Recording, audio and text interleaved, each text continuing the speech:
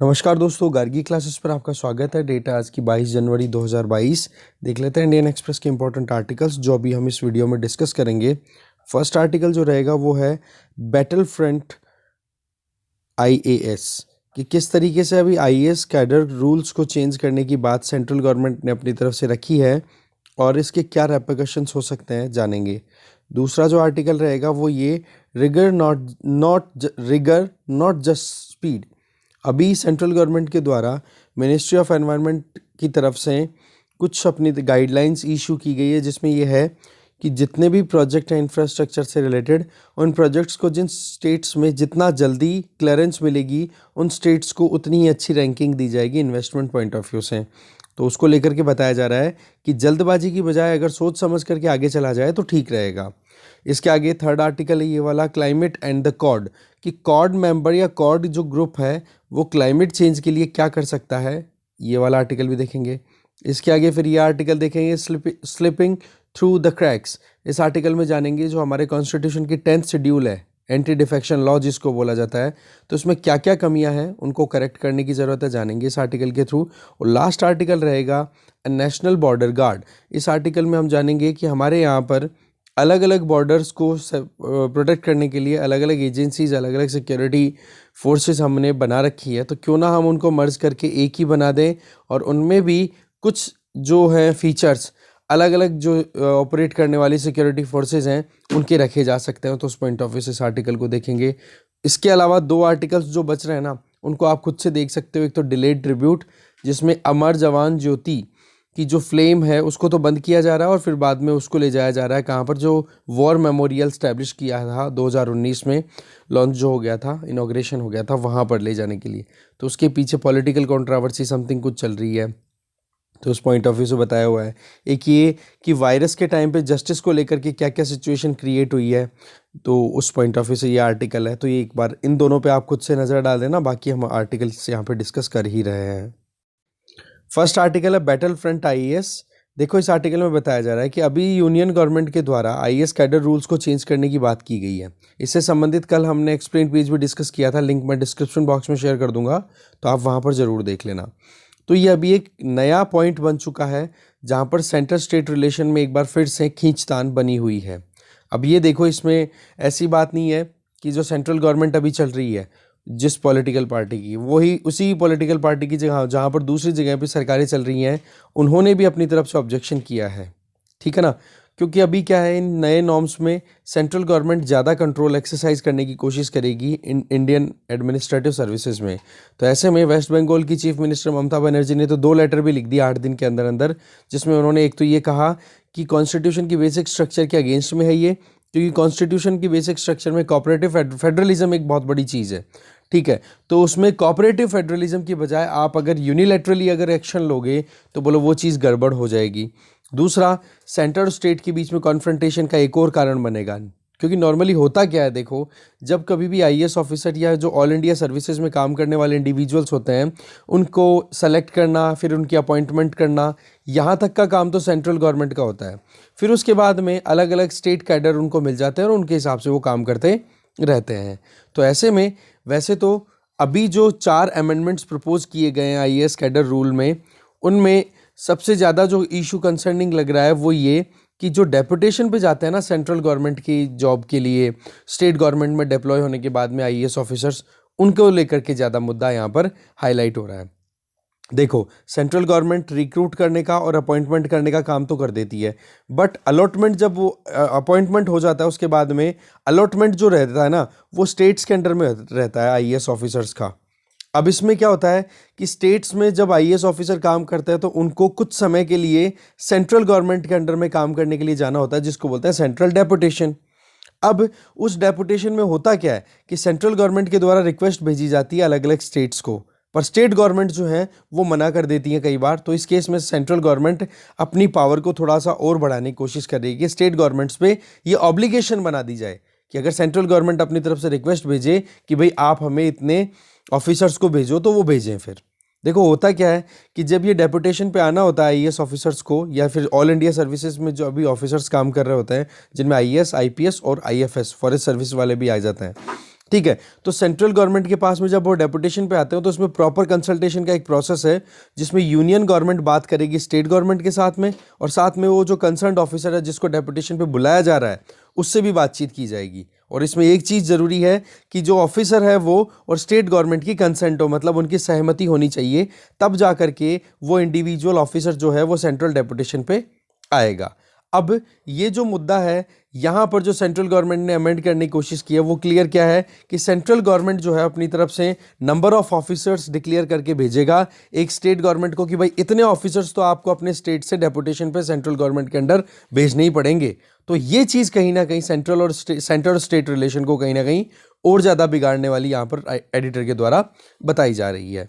इसके अलावा अगर देखें तो सेंटर ने ऐसा क्यों किया है, क्योंकि 2014 के टाइम पे जहां पर जितने टोटल आईएएस ऑफिसर हुआ करते थे ना ऑल ओवर इंडिया, उनमें से लगभग 19% जो थे वो सेंट्रल गवर्नमेंट के अंडर में डेपुटेशन पे काम करने के लिए जाया करते थे। अब जो कि बढ़कर 19%, ठीक है, जो कि 2021 में सिर्फ 10% तक आ गया।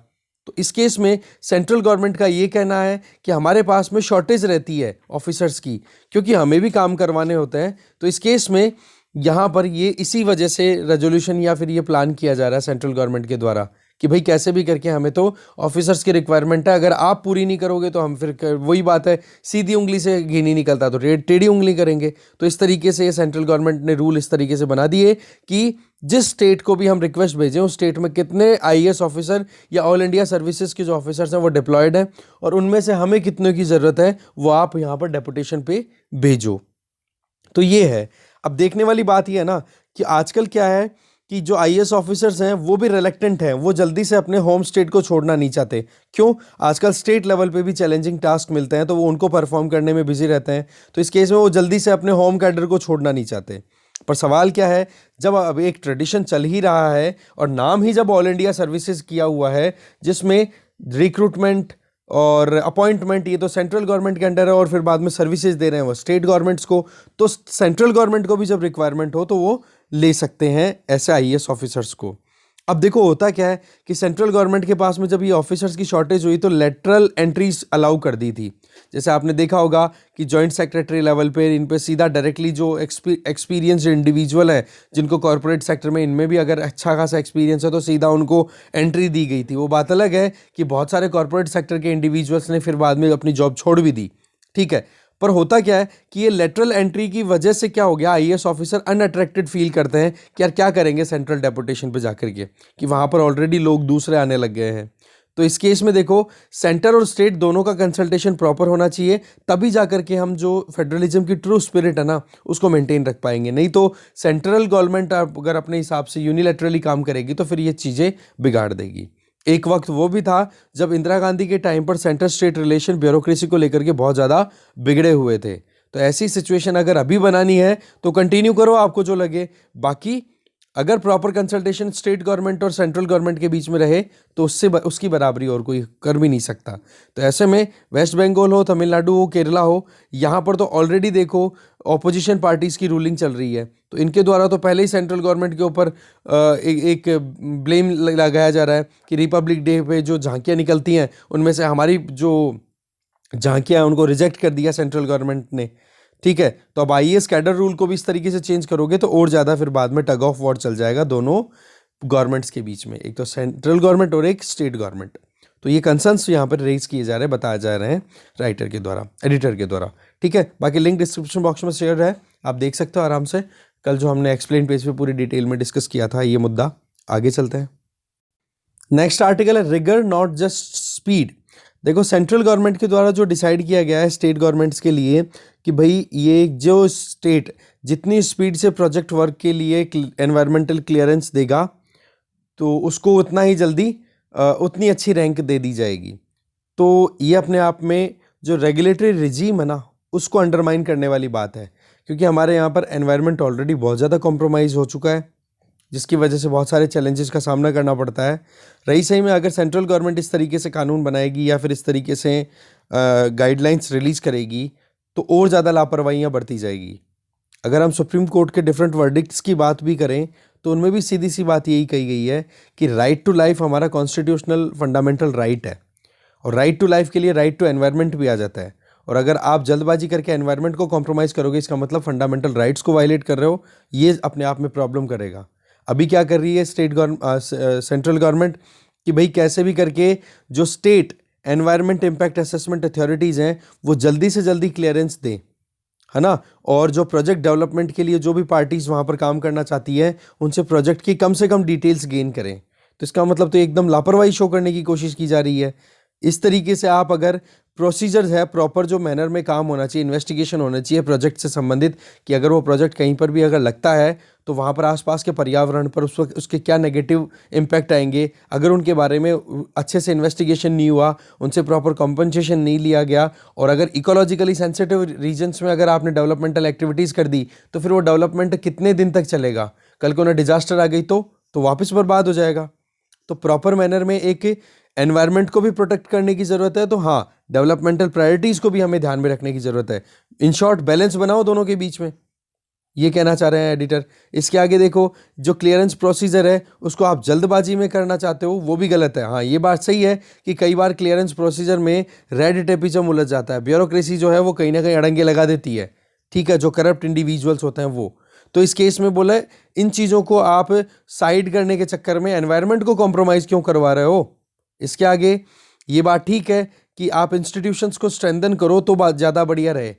एक रेगुलेटरी जो प्रोसीजर हो उसको फुल प्रूफ बनाओ, ऐसा ना हो कि कहीं पर ब्यूरोक्रेट्स हैं वो अपनी रोटियां सेकने में लगे हुए हैं और दूसरी तरफ वो उनकी रोटियां सेकने के चक्कर में डेवलपमेंटल एक्टिविटीज़ नहीं हो रही है, और तीसरी तरफ अगर वहाँ पर एक नेक्सस देखने को मिल गया, कॉन्फ्लिक्ट ऑफ इंटरेस्ट देखने को मिल गया, जहाँ पर एक डेवलपमेंट करने वाली जो एंटिटी आ रही है, चाहे वो प्राइवेट सेक्टर की कंपनी हो चाहे गवर्नमेंट सेक्टर की कंपनी हो, और वहाँ पर ब्यूरोक्रेसी है वो उनको कॉपरेट कर रही है जल्दबाजी करने के चक्कर में कि हाँ हमें भी फायदा हो जाएगा, तो ये भी कहीं ना कहीं देखने वाली बात है। दैट मीन्स इंस्टीट्यूशंस को स्ट्रांग बनाओ, आप उनको वीक क्यों बना रहे हो। रेगुलेटरी प्रोसीजर्स को एकदम स्ट्रांग बनाओ, एकदम क्लियर फेयरली इंप्लीमेंट होने लायक बनाओ आप।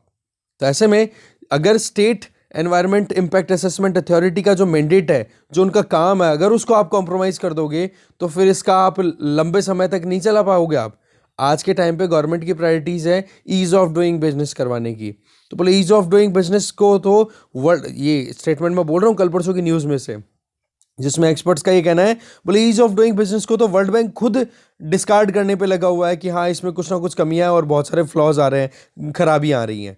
अब क्या है, इंडस्ट्रीज़ की डेवलपमेंटल एक्टिविटीज़ देखो, रियल एस्टेट, जब बड़े बड़ी जो सोसाइटी है बड़ी बड़ी बिल्डिंग्स क्रिएट कर देनी या फिर माइनिंग के लिए स्कीम लेकर के आनी, तो अल्टीमेटली क्या हो रहा है, बहुत ज़्यादा एक तरीके से एनवायरमेंटल कॉम्प्रोमाइज़ होता हो, एनवायरनमेंट को कॉम्प्रोमाइज़ होता हुआ हम देख सकते हैं। और ये चीज़ अगर गवर्नमेंट अपनी तरफ से प्रमोट करती है तो एक अनहेल्दी कंपटीशन होगा कि नहीं। हर कोई स्टेट इस तरीके से काम करेगा कि स्टेट गवर्नमेंट तो खुद इस तरीके से काम करना चाहती है कि कैसे भी करके यहाँ पर इनके इन्वेस्टमेंट आए और पैसा आए ज़्यादा से ज़्यादा। अब यहाँ पर इन्वेस्टमेंट के चलते एनवायरनमेंट को कॉम्प्रोमाइज़ कर दोगे तो कितना नुकसान होगा, और सबसे ज़्यादा नुकसान किसको होता है, जो इंडिजिनस लोग होते हैं, जो लोकल्स होते हैं उनको, ठीक है। तो रिसेंट टाइम्स में अगर देखें तो ministry of environment and forest ने ऐसे बहुत सारे ऐसे काम किए हैं जिनमें फोकस किस पे किया है, स्पीडी क्लियरेंस पे, कि भाई प्रोजेक्ट्स को जल्दी से जल्दी एनवायरमेंटल क्लियरेंस मिल जाए और वो जल्दी से जल्दी काम कर दे। इसी चीज़ को देखें तो अभी दिसंबर 2021 की बात है, इसमें एनवायरमेंटल क्लियरेंस के जो पूरा प्रोसेस का जो दिन थे वो पहले 150 दिन थे, शायद 105 थे, एक बार देखना आप, 150 दिन से घटा करके 90 दिन कर दिया। अब ये चीज़ अपने आप में कितना ज़्यादा लापरवाही का एक कारण बन सकती है, सोचो। और फिर रही सही में एवरेज देखा जाए ना पिछले 2 सालों में एनवायरमेंटल क्लियरेंस की, वो तो और भी ज़्यादा माशाल्लाह शानदार परफॉर्म किया है, 60 दिन के अंदर अंदर ही क्लियरेंस दे दी, जबकि पूरा एक इन्वेस्टिगेशन होना चाहिए। और जब भी एनवायरमेंटल इम्पैक्ट असेसमेंट होता है ना तो इसमें कम्युनिटी का पार्टिसिपेशन भी होता है, पूरा एनालिसिस होता है कि हाँ कहाँ पर कितना क्या नुकसान हो सकता है। अगर जंगल कट रहे हैं तो पूरे जंगल दूसरी जगह पे कहाँ कैसे डेवलप होंगे, कितना कॉम्पनसेशन के लिए फंड रिक्वायरमेंट होगा, कितना कार्बन एमिशन की इशू आएगी, वो सारी चीज़ें असेस होती हैं। पर वही चीज़ है, जल्दबाजी में लगे हुए हैं। फिर आ जाओ, मिनिस्ट्री ने अपनी तरफ से जो स्क्रूटिनी होनी चाहिए प्रॉपर, एक इन्वेस्टिगेशन जो होना चाहिए प्रोजेक्ट के इम्प्लीमेंटेशन से पहले, उसके सारे जो यार्ड स्टिक है कि हाँ देखा जाए कि कितना एनवायरमेंटल कॉम्प्रोमाइज़ हो सकता है, वो भी कहीं ना कहीं वीक कर दिए हैं। इसके अलावा सेल्फ कॉन्ग्रेचुलेटरी टोन में बात की जाती है कि हाँ हमने इतना अच्छा काम किया, पर एक बार अगर देखा जाए तो एनवायरमेंटल रेगुलेशंस को जहाँ जहाँ पर भी कॉम्प्रोमाइज़ किया गया वहाँ पर लॉन्ग टर्म में कहीं ना कहीं नुकसान देखने को मिले हैं।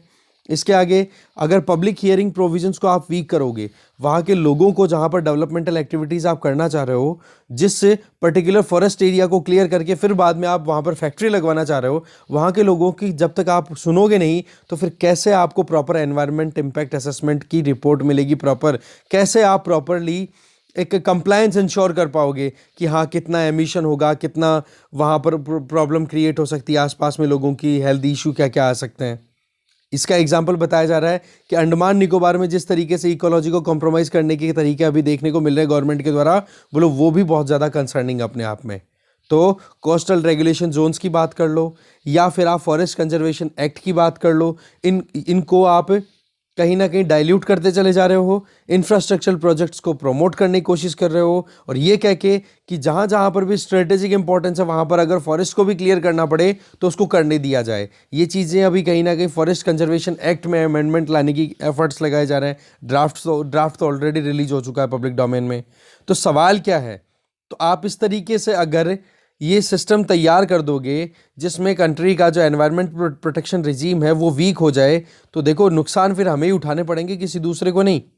ठीक है, क्लाइमेट चेंज एक बहुत बड़ा मुद्दा बन चुका है। इकोलॉजिकल फ्रेजिलिटी, दैट मीन्स हमारा आसपास का जो पूरा इकोलॉजिकल सिस्टम है वो वीक होता चला जाएगा। देखो पोल्यूशन, वाटर स्कैर्सिटी, ये दो चीज़ें तो बिल्कुल खुली दिख रही है। एयर पोल्यूशन देखा करो क्या हाल हो रहा है सिटीज़ का। तो अगर हमें लोगों को जो शहरों में रहते हैं या फिर अर्बन एरियाज़ में रहते हैं, गाँव में रहते हैं, तो उन लोगों को अगर वाकई में अच्छी ज़िंदगी देनी है ना, तो जल्दबाजी की बजाय रिग्रेस प्रोसेस पे हमें ध्यान देने की ज़रूरत है। रिग्रेस का मतलब इन डेप्थ एनालिसिस, प्रॉपर अगर स्टडी की जाए तो फिर उसके बाद में प्रोजेक्ट को क्लियरेंस मिले तो ज़्यादा ठीक रहेगा। तो ऐसे में आप इस तरीके की ग्रेडिंग दे रहे हो ना कि कितनी जल्दी कौन काम करेगा, तो बोले ये गड़बड़ हो जाएगी। सेंट्रल गवर्नमेंट को इस बारे में एक बार फिर से सोचने की ज़रूरत है। ठीक है, आगे चलते हैं। नेक्स्ट आर्टिकल है स्लिपिंग थ्रू द क्रैक्स।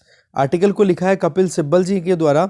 देखो इनका ये कहना है कि 10th शेड्यूल जो हमारे कॉन्स्टिट्यूशन में लाई गई थी उसके पीछे कारण ये था कि जो इंडिविजुअल्स अपनी जिस पॉलिटिकल पार्टी की टिकट पे जीत करके आते हैं, फिर उसके बाद में वो अपने हाथ में पावर्स ग्रैब करने के चक्कर में उस पॉलिटिकल पार्टी को छोड़ करके दूसरी पॉलिटिकल पार्टी ज्वाइन कर लिया करते थे।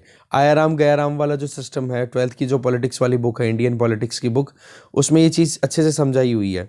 तो इन चीज़ों को रोकने के लिए 10th शेड्यूल ऐड किया गया था हमारे कॉन्स्टिट्यूशन में। ठीक है ना। वैसे एक चीज़ और एडिशनल बता दूं, 10th शेड्यूल इसके पहले सिक्किम से रिलेटेड थी, जब सिक्किम को हमने एसोसिएटेड स्टेट के तौर पे कंसिडर किया था। ठीक है, फुल फ्लेजेड स्टेट तो बाद में बना था, पर एसोसिएटेड स्टेट जब बना था ना सिक्किम, तब उस टाइम पर 10th शेड्यूल ही ऐड की गई थी। फिर जैसे सिक्किम फुल फ्लेजेड स्टेट बना दिया गया इंडिया का, उसके बाद में 10th शेड्यूल हटा दी गई। और फिर दोबारा से जब अमेंडमेंट आया कॉन्स्टिट्यूशन में, और वो रिलेटेड था 1985 में कॉन्स्टिट्यूशन किससे, एंटी डिफेक्शन लॉ, कि भाई जो लोग अपनी किसी एक पॉलिटिकल पार्टी की टिकट से जीत करके आते हैं और फिर बाद में पावर और पैसे के चक्कर में दूसरी पॉलिटिकल पार्टी को ज्वाइन कर लेते हैं, तो इसमें वो जो हो गया मुद्दा, इसको डिफेक्शन बोल देते हैं। तो इसको रोकने के लिए ये कानून लाया गया था। फिर दोबारा से 10th शेड्यूल ऐड की गई थी जो कि एंटी डिफेक्शन लॉ के तौर पे माना जाता है। तो बोला अभी भी अगर देखें तो बहुत सारी कमियां हैं जो 10th शेड्यूल में अभी अवेलेबल है और जिनका बहुत ही बुरे तरीके से मजाक उड़ाया जाता है जो पॉलिटिशियंस हैं उनके द्वारा। तो क्या क्या कमियां हैं वो देखते हैं। सबसे पहली कमी तो अभी बताई जा रही है राइटर के द्वारा कि पैराग्राफ 3 जो था हमारी 10th शेड्यूल का, हमारे कॉन्स्टिट्यूशन की 10th शेड्यूल का, उसको 91st constitutional amendment act of 2003 के बेसिस पे रिमूव कर दिया गया। अब पैराग्राफ 3 क्या था, इसमें सिंपल सी बात थी कि 1/3 मेंबर्स की लिमिटेशन, कि मान लो कोई पॉलिटिकल पार्टी अगर इलेक्शन लड़के और असेंबली में या फिर पार्लियामेंट में आती है, अभी हमारा फोकस इस आर्टिकल में असेंबलीज पे ही है, पार्लियामेंट पे नहीं है, ठीक है ना। तो असेंबली में अगर आती है तो उस केस में उस पॉलिटिकल पार्टी के अगर जितने मेंबर इलेक्ट होकर के आए हैं उनमें से अगर 1/3 मेंबर्स ये डिसाइड कर ले कि भाई हम तो इस पार्टी को छोड़ करके दूसरी पार्टी में जाना चाहते हैं, तो वो 1/3 मेंबर क्या थे, यहाँ से स्विच कर जाते और दूसरी पॉलिटिकल पार्टी ज्वाइन कर लेते और वहाँ पर अपनी सरकार बना लेते। तो इस केस में इनको एक तरीके से ये डिफेक्ट कर गए, है ना। अब ये 33% जब मेंबर एक पार्टी को छोड़ करके, अपनी मेन जो पार्टी थी उसको छोड़ करके दूसरी पार्टी में जाते हैं, तो इसको डिफेक्शन कंसिडर नहीं किया जाएगा, ऐसा प्रोविजन था पैराग्राफ 3 के अंडर में। ठीक है, पर इस पैराग्राफ 3 को एलिमिनेट कर दिया और ये 1/3 का जो प्रोविजन था ना, इसको कन्वर्ट कर दिया गया, बोला 2/3 में। अब क्या प्रोविजन हो गया कि 2/3 1/3 की बजाय अगर 2/3 मेंबर्स अपनी पॉलिटिकल पार्टी जिस पे इलेक्ट होकर के आए हैं, वो अगर वहां से छोड़ करके दूसरी पॉलिटिकल पार्टी में जाकर के ज्वाइन करते हैं, तो बोला एंटी डिफेक्शन नहीं, मतलब डिफेक्शन इसको कंसिडर नहीं किया जाएगा, उनकी मेंबरशिप खत्म नहीं होगी। तो पहले हमारा फोकस क्या है, पैराग्राफ 3 पे। पैराग्राफ 3 का मतलब 1/3 मेंबर्स की लिमिटेशन थी। इस 1/3 वाली लिमिटेशन को इसलिए हटा दिया गया कि 1/3 कोई बड़ा अमाउंट नहीं होता, बड़ा वो नहीं है। अब देखा जाए तो 100 मेंबर्स हैं, तो 100 में से अगर 33 मेंबर्स अगर रेडी हो जाते हैं या 34 मेंबर्स अगर रेडी हो जाते हैं कि यार चलो ठीक है, अपन तो छोड़ो सरकार बना लेंगे, अगर इधर हम ओपोजिशन में बैठने के बजाय अगर जो सरकार चला रही है पार्टी या जिसके पास में सरकार बनाने के ज़्यादा स्कोप हो, उसको ज्वाइन कर लेते हैं, फिर पार्टी बना लेंगे। तो 1/3 क्या इतना बड़ा फिगर नहीं था, इसलिए कहीं ना कहीं सरकार बनना और सरकार गिरना दोनों के लिए ये चीज़ बड़ी ज़्यादा वो थी, वल्नरेबल हो गई थी, है ना, कि सेकंडों के अंदर ही काम हो गया, हाँ जी चलो ठीक है, 1/3 मेंबर को मनाना ज़्यादा मुश्किल नहीं है। तो इस तरीके से एक धड़ा ऐसे कैसे शिफ्ट कर जाता है एक पॉलिटिकल पार्टी से दूसरी में। तो ऐसे में इस चीज़ को हटाने के लिए कि बोले ये तो बड़ी आसान चीज़ है, तो पैराग्राफ 3 को एलिमिनेट कर दिया कि बोले पैराग्राफ 3 अब काम नहीं करेगा, अब जो है 1/3 की बजाय 2/3 करना पड़ेगा। पर सवाल क्या है कि यहाँ पर भी जो स्पीकर थे ना, जो स्पीकर लेजिस्लेटिव असेंबली के जो स्पीकर हैं, वो इस डिफेक्शन को कंट्रोल करने में कहीं ना कहीं बायसनेस दिखाते थे, पार्टीशनशिप दिखाते थे। वो ये कि देखो सीधी सी बात है, जो स्पीकर होते हैं वो हमारे यहाँ पर कौन सी पार्टी के होते हैं, जो रूलिंग पार्टी होती है ना, उसी के स्पीकर होते हैं हमेशा। तो इस केस में स्पीकर हमेशा पार्टीशनशिप दिखाते थे और जिन लोगों ने डिफेक्ट किया ना, उन लोगों के खिलाफ में कोई कार्रवाई नहीं करते और आज भी नहीं करते हैं। यही सबसे बड़ा कंसर्न है इस पूरे आर्टिकल में मेन, कि स्पीकर जो है वो कहीं ना कहीं अपनी पार्टी के चलते, अपनी पार्टी की मेंबरशिप के चलते प्रॉपर जो एक होता है ना कि अनबायस्ड बैनर में जो डिसीजन देना चाहिए, क्योंकि उस टाइम पे एडजुडिकेट करना होता है ना कि हाँ एक मेंबर डिफेक्ट करके गया, उसकी मेंबरशिप टर्मिनेट होनी है या नहीं होनी, तो ये डिसाइड कौन करता है, स्पीकर ही करते हैं। और स्पीकर उस टाइम पे एक ट्रिब्यूनल की तरह काम करते हैं, एक आप कहते हो जज की तरह काम करते हैं। तो उस टाइम पर उनको पार्टी एसोसिएशन से दूर रखना बहुत ज़्यादा ज़रूरी है। तो ऐसे में ये पार्टीशनशिप का जो कंडक्ट है ना स्पीकर का, ये बोले एक सबसे बड़ा चैलेंज क्रिएट करता है। फिर आ जाओ सेकंड प्रॉब्लम पे, जो पैराग्राफ 3 एलिमिनेट हो गया, उसके बाद में प्रॉब्लम समझ में आ गई। अब आ जाओ उसी से रिलेटेड ये दूसरा पॉइंट है कि पैराग्राफ 3 को एलिमिनेट किया गया, तो पैराग्राफ 4 है वो यहाँ पर इंपॉर्टेंट रोल प्ले करना शुरू हो गया कि भाई जो मेंबर्स हैं उनको प्रोटेक्शन कैसे मिलेगी कि वो डिफेक्टर नहीं है। वो सिंपल सी बात क्या है कि एक पॉलिटिकल पार्टी के अगर 2/3 मेंबर्स अपनी पार्टी को छोड़ करके दूसरी पार्टी के साथ चले जाते हैं, या फिर एक पूरी की पूरी पॉलिटिकल पार्टी दूसरी पॉलिटिकल पार्टी के साथ में मर्ज होकर के या तो उसी पार्टी को ज्वाइन कर ले या फिर कोई नई पार्टी लॉन्च कर दे। फिर से रिपीट कर रहा हूं, फिर से देख लो आप कि अगर किसी पॉलिटिकल पार्टी के जो इलेक्ट हुए हुए मेंबर हैं उनका 2/3 अगर हिस्सा जाकर के किसी पॉलिटिकल पार्टी को ज्वाइन कर ले, नंबर 1, या फिर एक पॉलिटिकल पार्टी दूसरी पॉलिटिकल पार्टी को ज्वाइन कर ले एज इट इज पूरी की पूरी इलेक्शन के बाद में इलेक्टेड मेंबर्स हैं वो सारे के सारे, या फिर तीसरा कि एक पॉलिटिकल पार्टी और दूसरी पॉलिटिकल पार्टी मिलकर के कोई तीसरी ही नई पॉलिटिकल पार्टी लॉन्च कर दे। तो इस केस में, इन तीनों केसेस में उन मेंबर्स को जिन्होंने ये एक्शन लिया है उनकी मेंबरशिप खत्म नहीं होगी, ये प्रोटेक्शन दिया हुआ है पैराग्राफ 4 के अंडर में। तो बोले ये चीज जो है ना, यहां पर एक ट्रिब्यूनल की तरह स्पीकर को काम करना चाहिए, ठीक है, जहां पर डिस्क्वालिफिकेशन के लिए अगर कोई पिटीशन आए तो उसको प्रॉपर डील करनी चाहिए। अगर 2/3 की बजाय कम भी कर रहे हैं ना तो एक्शन ही नहीं लेते स्पीकर्स। तो इसकी वजह से आज देखो मणिपुर, गोवा, मध्य प्रदेश, उत्तराखंड में ऐसे ऐसे मुद्दे फंसे पड़े हैं जो कि कई सालों से हो रहे हैं। इवन ये सारा काम हो जाना चाहिए 5 साल के अंदर अंदर। अगर इलेक्शन हो गए, इलेक्शन से लेजिस्लेटिव असेंबली का मैक्सिमम टेन्योर कितना होगा, 5 साल, तो 5 साल के अंदर अंदर ये काम होना चाहिए, पर स्पीकर्स हैं वो एक्शन ही नहीं लेते। आ जाओ फिर थर्ड कमी जो है वो क्या है, वो ये कि ये जो पैराग्राफ 4 है, इसमें पैराग्राफ 4 क्लॉज 1 अगर पढ़ें तो उसमें तो सीधी सी बात है जो मेंबर्स हैं उनको प्रोटेक्शन की बात की गई है कि अगर पॉलिटिकल पार्टी में एक पॉलिटिकल पार्टी मर्ज हो जाती है या 2/3 मेंबर जाके मर्ज हो जाते हैं तो उनको प्रोटेक्शन मिलनी चाहिए। पर पैराग्राफ 4 का ही जो क्लॉज 2 है वो क्या कहता है कि इस मर्जर में ये देखना जरूरी है कि 2/3 मेंबर्स तो कम से कम ज्वाइन कर रहे हैं ना। जो ऊपर वाली बात है वही रिपीट हो रही है। पर 2/3 मेंबर की मर्जर को अगर देखा जाए तो यहाँ पर स्पीकर्स हैं वो फेयरली काम करते हुए नहीं दिखाई देते। होता क्या है यहाँ पर कि जो पावर में लेजिस्लेटिव पार्टी है ना, सॉरी, जो पॉलिटिकल पार्टी पावर में है, जिसकी सरकार चल रही है, या फिर जिस पॉलिटिकल पार्टी को ये लगे कि यार हम सरकार बना सकते हैं अगर हमारे पास में 3-4 आदमी भी आ जाए तो इस केस में वो क्या करते हैं, अंडरग्राउंड करप्शन के बेसिस पे पैसा खिलाते हैं दूसरी पॉलिटिकल पार्टी के मेंबर्स को, और उन पॉलिटिकल पार्टी के मेंबर्स को अपनी तरफ रिझा लेते हैं। अब इसमें क्या हो जाता है, उन पॉलिटिकल जो मेंबर हैं यहाँ पर जो चेंज करके आ रहे हैं उन लोगों को तो पैसे का फायदा हो गया, करप्शन हो गया, और इधर सरकार बन गई। तो इस केस में दोनों के लिए विन विन सिचुएशन हो गई, जो कि अपने आप में हमारी कॉन्स्टिट्यूशनल डेमोक्रेसी के लिए बहुत बड़ा घात है। ठीक है, तो ये चीज करेक्ट होनी बहुत ज्यादा जरूरी है। तो ऐसे में ये जो पैराग्राफ 4 है ना, ये बहुत ज्यादा प्रोटेक्शन प्रोवाइड कर रहा है, जबकि हमारे कॉन्स्टिट्यूशन की शेड्यूल 10 का जो पैराग्राफ 2 है वो डिफेक्शन की बात करता है कि कोई भी अपनी पॉलिटिकल पार्टी को अगर छोड़ करके दूसरी पॉलिटिकल पार्टी में जाए, कौन सी पॉलिटिकल पार्टी, जिस पर वो इलेक्शन होकर के आया है, इलेक्ट होकर के आया है, तो इस केस में उनको डिफेक्ट करके उसकी मेंबरशिप खत्म कर देनी चाहिए। पर वही चीज है कि पहले तो पैराग्राफ 3 था, उसमें तो 1/3 वाली बात थी, उसको तो एलिमिनेट कर दिया 2003 वाले 91st कॉन्स्टिट्यूशनल अमेंडमेंट एक्ट में। फिर उसके बाद में हावी हो गया पैराग्राफ 4, जिसमें कि प्रोटेक्शन की बात ज्यादा की हुई है, और उसको भी कहीं ना कहीं स्पीकर्स हैं वो एक्यूरेटली इंप्लीमेंट नहीं करते हैं। इसके आगे अगर देखें, इसके आगे राइटर ये बताना चाह रहे हैं, बोले इस तरीके की सिचुएशन, ये जो पैराग्राफ 4 है, जो कि आप देख सकते हो बहुत ही ज्यादा अपने आप में मिसयूज किया जा रहा है। इस केस में पैराग्राफ 4 में बहुत सारी प्रोटेक्शन मिली हुई है, उसके बावजूद भी स्पीकर्स हैं वो प्रॉपर प्रोसीडिंग नहीं करते हैं। आप यहां पर देखो कि जिस 5 साल के टाइम के अंदर अंदर 10th शेड्यूल को इंप्लीमेंट हो जाना चाहिए डिफेक्शन को रोकने के लिए, वो 5 साल का टेन्योर खत्म हो जाता है, पर स्पीकर हैं वो एक्शन ही नहीं लेते। ये चीज़ गोवा में भी देख ली, मध्य प्रदेश में भी देख ली, और ऐसा ही कुछ सिनेरियो कर्नाटका में भी अभी चल रहा है, जहां पर सरकारें जो थी, बोले वहां पर यहाँ पर मुद्दा क्या रहा है, बोले यहाँ पर मध्य प्रदेश में भी कांग्रेस की सरकार थी, कर्नाटका में कोalition की गवर्नमेंट थी जिसमें लीड कर रही थी कांग्रेस। बोले दोनों सरकारें बोले इसी तरीके से गिर गई। खैर वो बात आप ये भी ध्यान रखें, इधर देखा जाए तो राजस्थान में भी ऐसा होता है। ऐसी बात नहीं है कि कोई एक पॉलिटिकल पार्टी के खिलाफ ही ऐसा कुछ होता है, ओवरऑल हमें तो कॉन्स्टिट्यूशन के हिसाब से देखना है।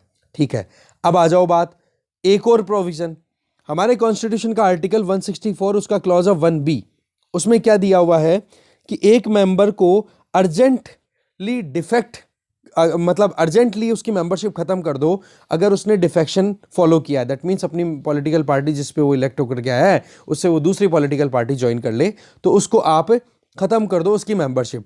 और अगर एक बंदे की मेंबरशिप 10th शेड्यूल के बेसिस पे अगर डिस्क्वालीफाई हो गई, खत्म हो गई उसकी मेंबरशिप, तो वो बंदा फिर मिनिस्टर भी नहीं बन पाएगा उस पॉलिटिकल पार्टी के बेसिस, मतलब अपनी मेंबरशिप के बेसिस पे किसी भी सरकार के अंदर। ठीक है, अब सीधी सी बात है, मेंबर ही नहीं बना तो फिर बाद में मेंबर, मतलब एक तरीके से वो डिस्क्वालीफाई कर दिया गया है अपनी मेंबरशिप से, तो उसको आप मिनिस्टर भी नहीं बनाओगे।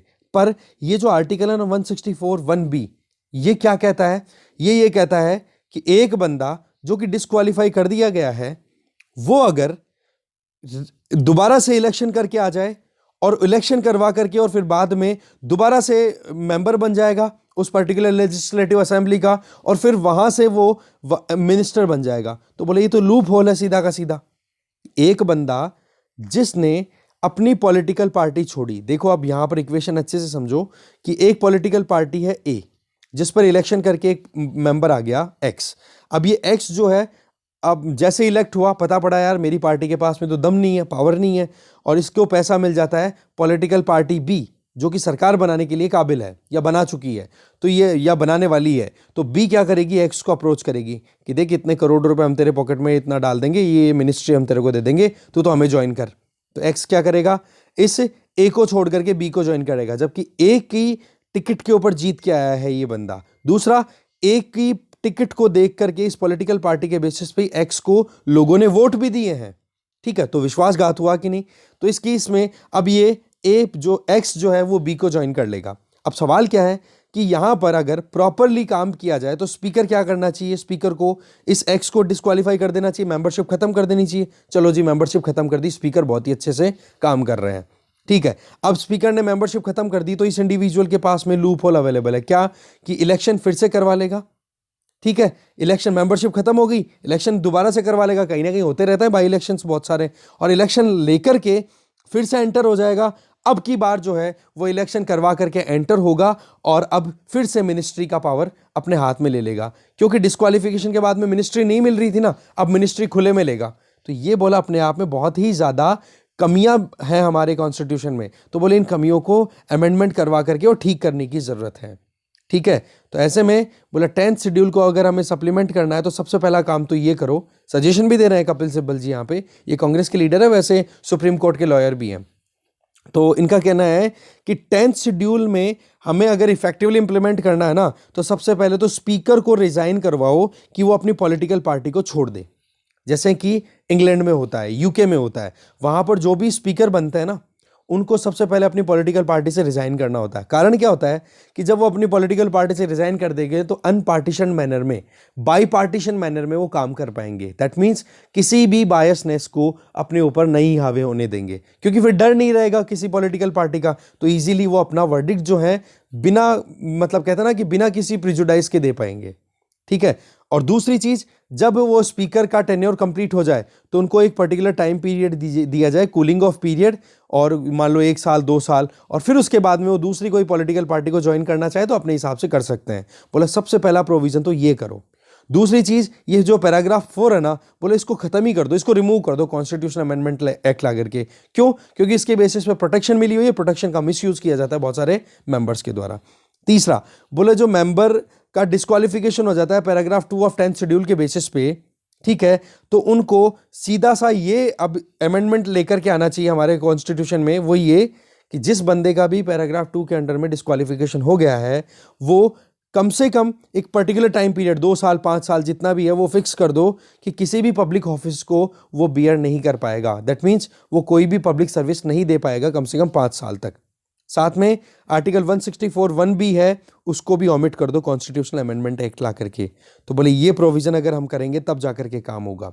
इसके लिए फिर आगे राइटर बोल रहे हैं कि अगर 10th शेड्यूल के पैराग्राफ 2 के अंडर में किसी भी मेंबर की डिस्क्वालिफिकेशन के लिए अगर पिटीशन डाली जाती है स्पीकर के सामने, तो उसके लिए समरी प्रोसीजर को फॉलो किया जाए। समरी प्रोसीजर का मतलब कोई भी इलीगल एक्टिविटी अगर कर दी है किसी ने, तो उसके खिलाफ में जल्दी से जल्दी as soon as possible action लिया जाए। और ये टाइम फिक्स कर दो 3 महीने का, कि स्पीकर 3 महीने के अंदर अंदर डिसाइड कर देगा कि हाँ भाई डिस्क्वालिफिकेशन इस टाइम पर ये इस बंदे का इस वजह से हो रहा है। और अगर उस बंदे को जिसका डिस्क्वालिफिकेशन हो गया वो खुश नहीं है उस डिसीजन से, तो वो अपील कर सकता है, और अपील किसके अगेंस्ट कहाँ जाके करेगा? केवल और केवल सुप्रीम कोर्ट में। तो ये प्रोविजन कर दो बोले, तब जाकर के ये हमारी इंडियन पॉलिटी है ना, ये इंप्रूव हो पाएगी। तो इसमें अर्जेंट स्टेप्स लेने की जरूरत है अगर हम हमारी पॉलिटी को वाकई में करप्शन फ्री करना चाहते हैं। तो इन कमियों को, लूप होल्स को करेक्ट करना जरूरी है, नहीं तो हम हमारे कॉन्स्टिट्यूशन की हम ही हालत खराब करते चले जाएंगे। तो ये था आर्टिकल मेन, बड़ा अच्छा आर्टिकल था इसलिए डिस्कस किया। आगे चलते हैं। नेक्स्ट आर्टिकल है क्लाइमेट एंड द कॉर्ड। इस आर्टिकल को देखो लिखा गया है यहाँ पर अरुण एम कुमार जी के द्वारा। देखो अभी पेंडेमिक के बीच में हमें लगभग 20 महीने बीत चुके हैं। पाथ अगर देखें तो इकोनॉमीज फिर से रिकवरी की तरफ आ रही हैं, धीरे धीरे हम मोमेंटम गेन कर रहे हैं। तो इस कॉन्टेक्स्ट में अनसर्टेनिटी का जो माहौल है वो अभी तक भी वैसे ख़त्म नहीं हुआ है।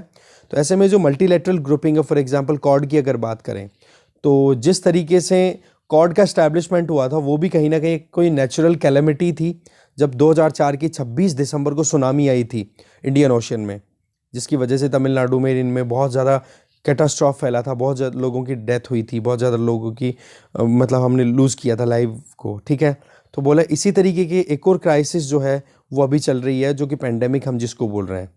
तो इस केस में जिस तरीके से कॉर्ड मेंबर्स ने ओवरऑल मिलकर के और अपनी एक कहते हैं ना सॉलिडारिटी शो की है पेंडेमिक को कंटेन करने में, चाहे वो फिर वैक्सीनेशन अवेल कराना हो इंडो पैसिफिक रीजन में, या फिर जो पीपीई किट है, या फिर जो भी अपनी हेल्प प्रोवाइड की जा सकती है, बोला वैसा ही कुछ हमें एनवायरमेंटल डिग्रेडेशन पे भी अटेंशन की ज़रूरत है।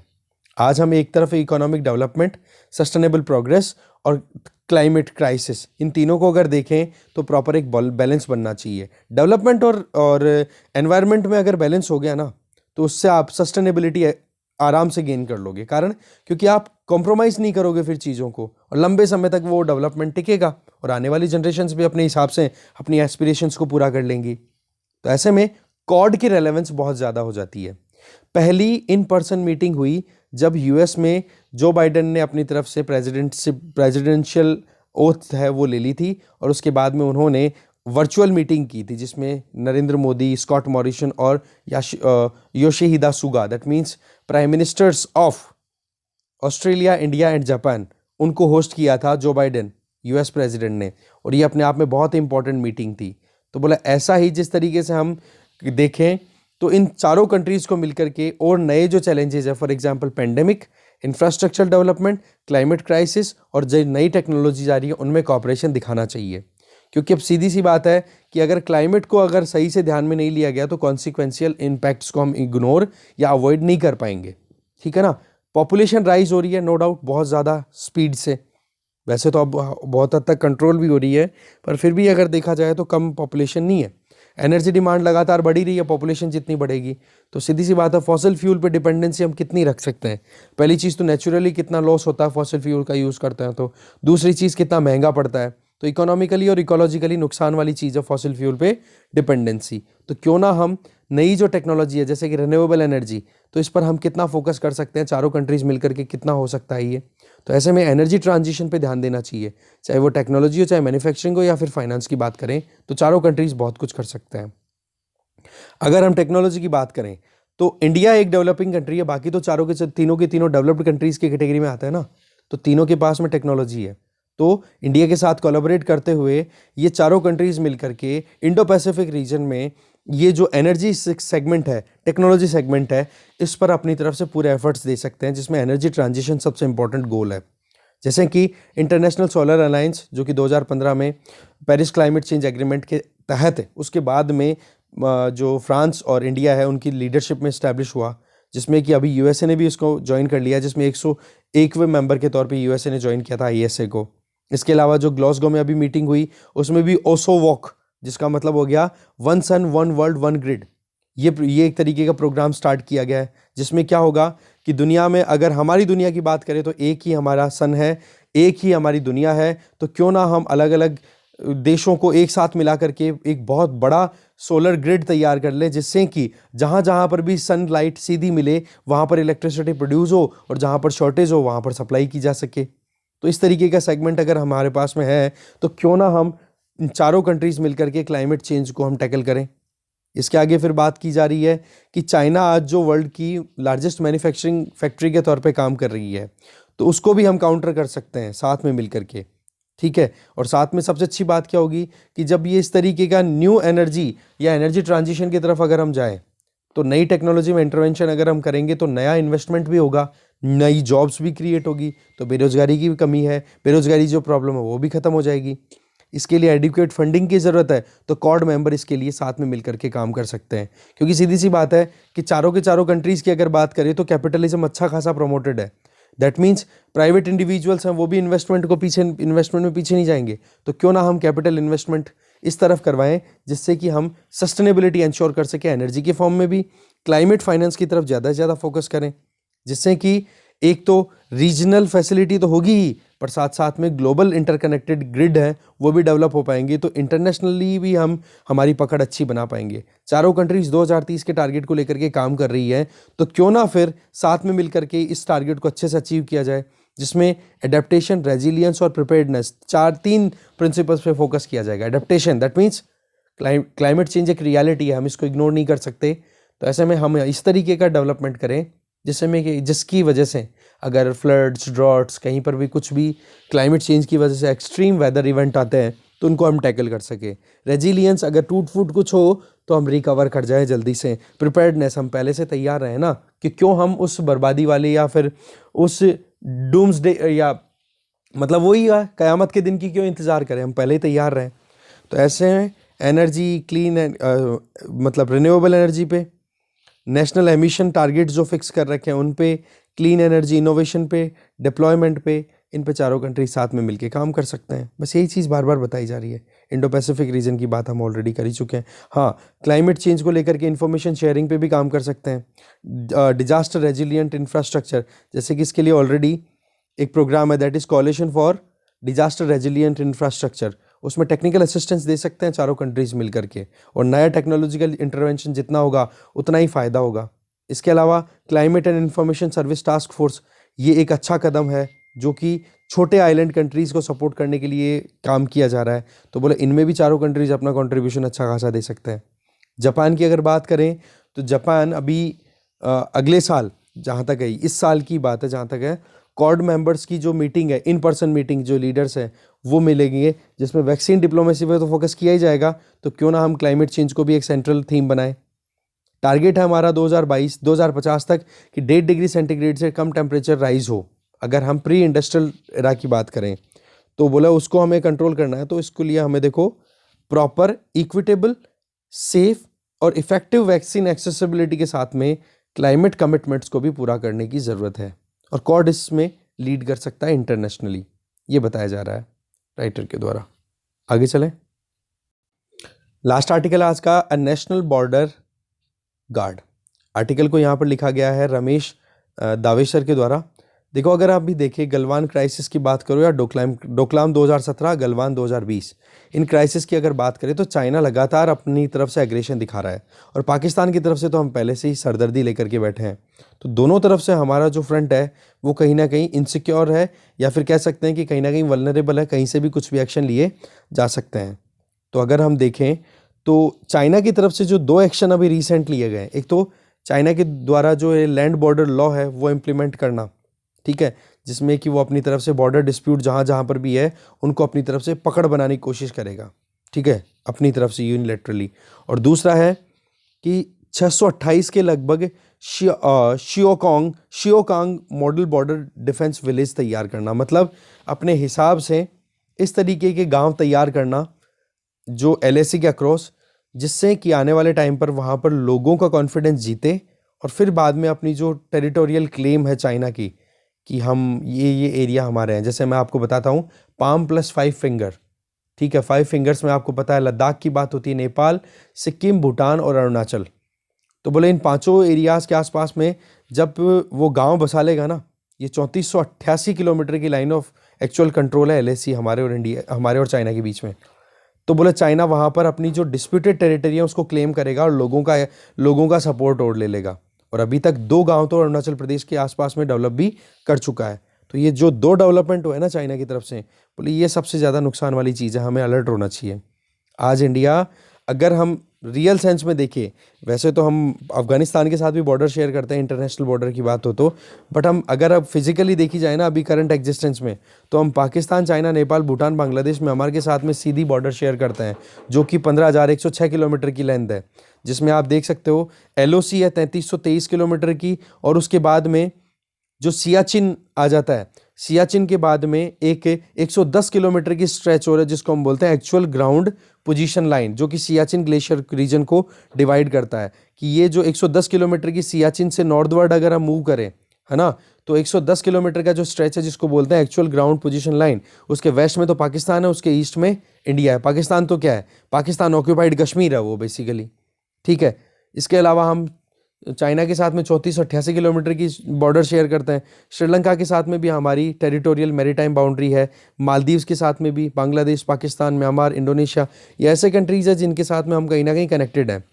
तो ऐसे में ओवरऑल देखें तो हमारी कोस्टल लाइन कितनी है, 7683 किलोमीटर, जो कि जिसके बाद में 2 मिलियन स्क्वायर किलोमीटर की अगर देखें तो एक्सक्लूसिव इकोनॉमिक जोन अगर देखो तो जो कोस्टल लाइन होती है ना, उसमें जो बेस लाइन क्रिएट कर देते हैं, जो फाइनल बाहर की जो बाउंड्री है जो कि टेरिटरीज को कनेक्ट करती है, 2 लैंड एरियाज को, फिर उसके बाद में हम 200 नॉटिकल माइल तक अगर निकल जाए ना, तो वहाँ तक का एरिया है वो, अगर इंडिया का देखें तो टोटल कितना है, 2 मिलियन स्क्वायर किलोमीटर, जो कि एक्सक्लूसिव इकोनॉमिक जोन है। यहाँ तक हमारी टेरिटरी हम कंसिडर करते हैं। बोला हर जगह पे इतनी ज़्यादा हमारी ओपनिंग है, ज्योग्राफिकली कितना डाइवर्स कंट्री हो गया हमारा। अगर हम बॉर्डर एरियाज़ की बात भी करें तो चैलेंज कम नहीं है ना। तो इस केस में हमारे यहाँ पर सेंट्रल आर्म्ड पुलिस फोर्स भी डिप्लॉय करके रखते हैं, और पैरामिलिट्री फोर्सेज हैं उनको भी हम डिप्लॉय करके रखते हैं। चाहे वो LAC की बात करो या जो AGPL की बात करो, तो वहाँ पर तो BSF है वो ऑपरेट करती है, ठीक है। AGPL वो ये सियाचिन वाली हो गई है। यहाँ पर देख लो ऊपर फिर से नाम, एक्चुअल ग्राउंड पोजीशन लाइन, यहाँ पर तो देखो हमारी BSF डिप्लॉय करके रखती है, क्योंकि पाकिस्तान और बांग्लादेश के साथ में जब से हमारा पार्टीशन हुआ है तब से वहाँ पर बॉर्डर सिक्योरिटी फोर्सेस BSF ही लोकेटेड है। फिर आ जाओ चाइना के साथ में हमारी जो बॉर्डर शेयर होती है, वहाँ पर इंडो तिब्बतन बॉर्डर पुलिस और असम राइफल डिप्लॉय रहती है। इसके अलावा नेपाल भूटान के साथ में हमारी बॉर्डर को सिक्योर करने के लिए SSB, दैट मीन्स सशस्त्र सीमा बल, ये डिप्लॉयड रहते हैं। इसके अलावा म्यांमार के साथ में हमारी बॉर्डर शेयर होती है, वहाँ पर असम राइफल्स डिप्लॉयड रहती है। तो ऐसे में 6 हमारे पड़ोसी हैं, इनके साथ में कहीं ना कहीं हमारी बॉर्डर सिक्योरिटी फोर्सेज अलग अलग ऑपरेट करती है। और साथ में अगर हम मैरीटाइम सिक्योरिटी की बात करें तो वहाँ पर हमारी बॉर्डर्स को सिक्योर करने के लिए कौन है? Coast guard. तो बोलिए अलग अलग पैरामिलिट्री फोर्सेज हमारे यहाँ पर ऑपरेट कर रही हैं, जबकि दूसरी तरफ अगर हमारे पड़ोसी देशों की बात भी करें तो उनके पास में, या फिर जिनसे हम कहीं ना कहीं सीखते हैं, उन कंट्रीज़ के पास में कुछ परमानेंट या फिर आप कह सकते हो कि जॉइंट या फिर एक सिंगल एजेंसी काम कर रही है ना, सिक्योरिटी इंश्योर करने के लिए। जैसे ईरान की बात करें तो वहाँ पर बॉर्डर गार्ड कमांड के नाम से काम करता है। इटली में बॉर्डर पुलिस सर्विस के नाम से काम करती है। रशिया में देखो तो बॉर्डर गार्ड सर्विस, US में भी है, वो होमलैंड सिक्योरिटी के नाम से काम होता है। चाइना जो हमारा पड़ोसी ही है, वहाँ पर भी पीपल्स आर्म्ड पुलिस के नाम से। पाकिस्तान के भी 2 फ्रंटियर हैं, एक तरफ तो रेंजर्स हैं जो कि ऑपरेट करते हैं कहाँ पे? इंडो पाकिस्तान बॉर्डर पे, और एक तरफ है फ्रंटियर कोप जो कि वेस्टर्न बॉर्डर अफगानिस्तान और इसके साथ में ईरान के साथ जो बॉर्डर शेयर होती है उधर। तो ऐसे में इन कंट्रीज़ में भी जो आर्म्ड फोर्सेज हैं वो कहीं ना कहीं ऑर्गेनाइज्ड है, एक सेंट्रलाइज्ड मैनर में काम कर रही है। बोला हमारे यहाँ पर इतनी सारा रिसोर्स डिप्लॉयमेंट करना पड़ता है, इतने अलग अलग ऑपरेशंस को कंडक्ट करने के लिए अलग अलग एरिया में जो सिक्योरिटी गार्ड्स हैं, तो क्यों ना हम इनके बीच में एक कन्वर्जेंस लेकर के आए, इनको मर्ज कर दिया जाए। तो यही यहाँ पर लास्ट सजेशन दिया जा रहा है। तो इस सिनेरियो में हमें ज़रूरत है कि जिस तरीके से चाइना और पाकिस्तान से हमें डर है, और म्यांमार से भी हमारे इन्फिल्ट्रेशन का डर रहता है हमेशा, तो इस केस में हमें एक ऐसी सिंगल सिक्योरिटी एजेंसी बना देनी चाहिए जिसके पास में सारे इक्विपमेंट एडिक्वेटली अवेलेबल हो, आर्म अगर सुटेबिलिटी है वो भी अवेलेबल हो, मिलिट्री ड्रिल्स हैं उनको साथ साथ में मिले और ट्रेनिंग भी मिले उनको साथ साथ में, जिससे कि हमारी बॉर्डर्स को सिक्योर कर सके। तो ऐसे में कैसे किया जा सकता है? तो देखो, इंफ्रास्ट्रक्चर और मैन पावर डिवाइड नहीं होगी अगर इनको साथ में लेकर के आएंगे तो, पहली चीज़ तो। दूसरा, एक कॉमन पूल अगर क्रिएट कर दिया जाएगा, जैसे कि CAPF और असम राइफल्स को बोला मर्ज कर दो दोनों को। इसके अलावा बैटल एफिशिएंसी हमें इंप्रूव करनी है, तो हम क्या कर सकते हैं? एक फिक्स्ड मैन पावर फिक्स कर दो कि इतने तो लोग हैं वो तो पर्टिकुलर इस बॉर्डर पे डिप्लॉय होंगे और दूसरे वाले इस तरफ डिप्लॉय होंगे, और जो लोग हैं वो अंदर की तरफ काम करेंगे। मतलब मर्ज करके एक पूरा गाइडलाइन, एक पूरा प्रॉपर काम किया जा सकता है। दैट मीन्स कैडेट जब डिसाइड हो ना कि कौन कहाँ पर कितना ड्यूटी दे करके आएगा, तो उसमें आप कंबाइंड मैनर में काम करो। बोले जैसे कि एक नेशनल बॉर्डर गार्ड, ये हम एक सिंगल एंटिटी क्रिएट कर सकते हैं जो कि क्रॉस बॉर्डर ट्रांसग्रेशन या फिर हमारी बॉर्डर सिस्टम को स्टेबलाइज करने के लिए ये काम कर सकता है एक जगह। तो इसके लिए क्या किया जा सकता है? NBG कैसे काम करेगा? तो इसमें जो पैरामिलिट्री फोर्सेज आ रही हैं उनको सबसे पहले तो मिनिस्ट्री ऑफ डिफेंस में लेकर के आओ। आपको पता होना चाहिए पैरामिलिट्री फोर्स कहाँ पर अंडर ऑपरेट करती है? होम मिनिस्ट्री में। तो बोले इसको सबसे पहले तो डिफेंस मिनिस्ट्री में लेकर के आओ। इसके अलावा CAPF है, ठीक है, उसको हमने ऊपर मर्ज करवा ही दिया था। किसके साथ कराया था? ऊपर देखो एक बार, असम राइफल्स के साथ में। फिर इसके बाद में ITBP है, उसको SSB के साथ में फुल्ली मर्ज कर दो और नया आउटफिट ही बना दो, क्योंकि ITBP चाइना के साथ देख रहा है, SSB नेपाल भूटान के साथ देख रहा है, तो ये नॉर्दर्न पूरा फ्रंटियर आ गया कि नहीं? तो इस केस में इनको सारों को ज्वाइन कर दो। इसके अलावा BSF और CRPF की बात करें तो ये इंटरनल सिक्योरिटी में बहुत इंपॉर्टेंट रोल प्ले कर रहे हैं, तो इनका मर्जर करो तो पार्शियल मर्जर करो, ज़्यादा नहीं, क्योंकि CRPF का भी अपना रोल है एक और BSF का भी अपना रोल है। असम राइफल्स हैं, उनको भी देखें तो काउंटर इंसर्जेंसी की एक्टिविटीज़ को देखना होता है। काउंटर मतलब जो भी हमारे यहाँ पर इलीगली एंटर होते हैं म्यांमार की तरफ से, उनको कंट्रोल करने के लिए तो असम राइफल्स भी वहाँ पर अपना काम करें। तो ये कुछ रिफॉर्म्स बताए जा रहे हैं राइटर के द्वारा, ठीक है। ये कर्नल रह चुके हैं पहले इंडियन आर्मी में, ठीक है। तो ये कुछ आर्टिकल्स थे जो हमें डिटेल में देखने थे, वो सारे देख लिए हैं।